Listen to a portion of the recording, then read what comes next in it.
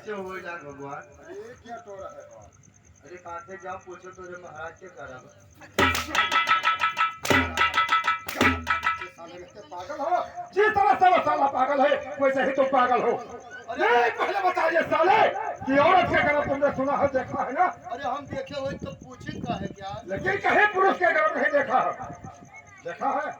नहीं देखे हो तो साले क्यों तो रहे हो? तो हमरे बखार चढ़ा है, मूड पिरात है।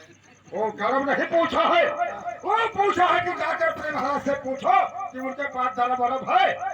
धर्म मतलब? धर्म माने रुपया पैसा सोना चांदी। अच्छा तो यही तो फूला है, हम जानी पैसा हुए कहा। जाकर कह दो कि हमारे महाराज के पास कोई कमी नहीं है, जो तुम्हें नौकरी करना है तो स्वयं आकर महाराज से बात करी। चलिए मत देर से रहना। वो घर में जाए तो बूढ़ी ना क्या करे जाओगे साले?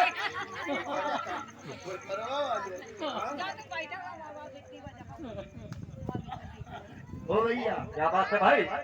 यार तू पैसा कौड़ी बात करते रहे हो हाँ हाँ, तो तू पूछो कि गरम पूछो। मैंने दरब कहा। धर्म धर्म मतलब पैसा। जी।